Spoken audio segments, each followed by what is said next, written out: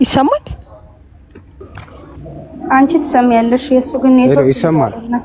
ኦኬ ይሰማል። ናታኒም ነው ናታኒ ቤቱ ግሩፕ እኛ ጋር አለው። አይ አይደለም፣ ሌላ ተወዳዳሪ ነበር ናታኒ የሚባልች። እሱ ነው ብራዘር። እኔ አዎ እኔ ነኝ።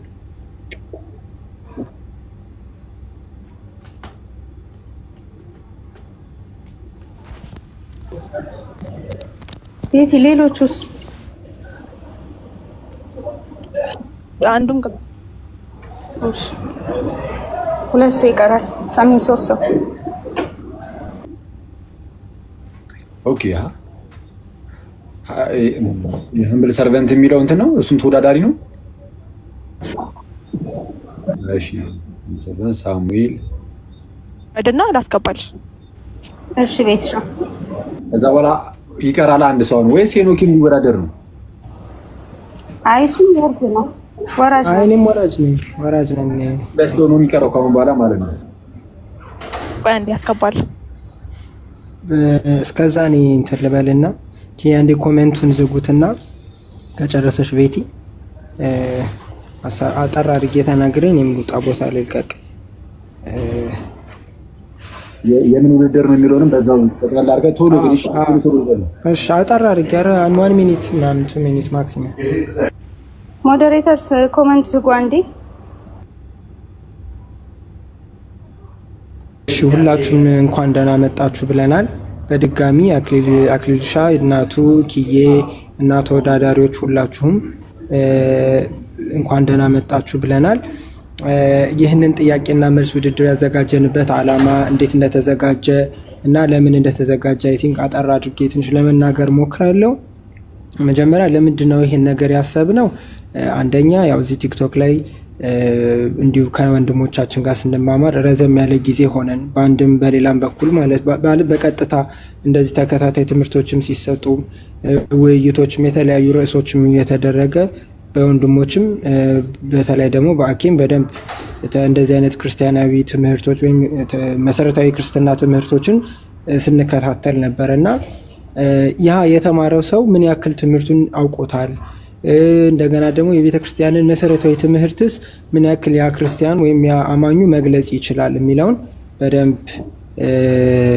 ማሳያ ይሆነናል ማለት ነው። አንደኛ ምን ያክል አውቀናል፣ ጊዜያችንን ስፔንድ አድርገን ምናምን ነው እዚህ የመጣ ነውና እዚህ እስከመጣን ድረስ ምን ያክል አውቀናል የሚለውን መለያ ይሆነናል።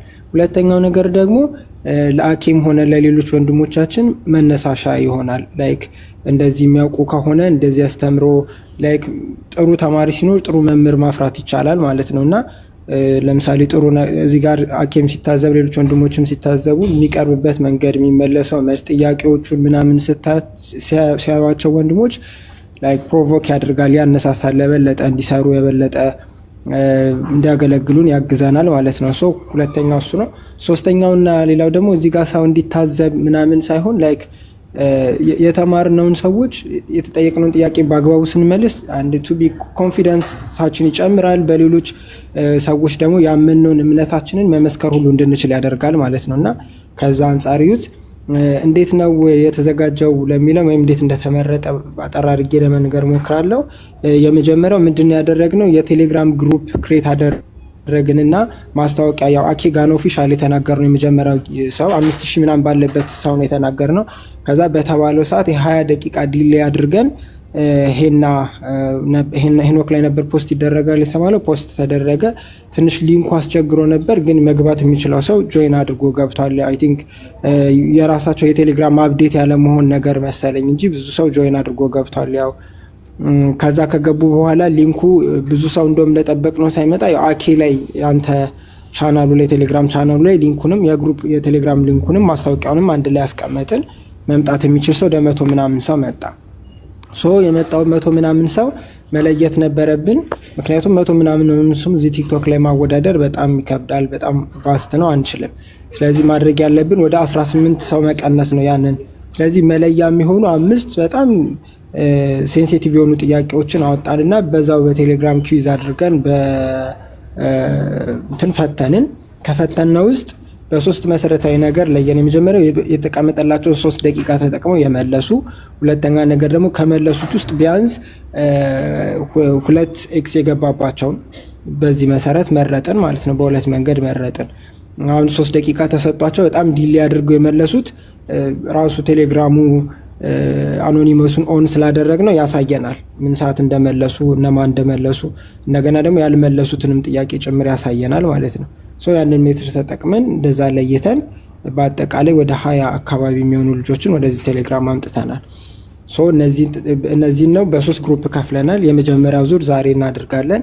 ከዛ በኋላ ከነዚህ የሚያልፉትን ልጆች ፒክ ይደረጉና ከዛኛውም ግሩፕ ከቀሩት ሁለቱ ግሩፖች ይወጣጣና ከ1 እስከ 3 ለወጡት የመጀመሪያ ጀስት ማነሳሻም ነው ሞራልም እንዲሆን ለቀጣይም ደግሞ የበለጠ እንድንሰራ ያደርጋል።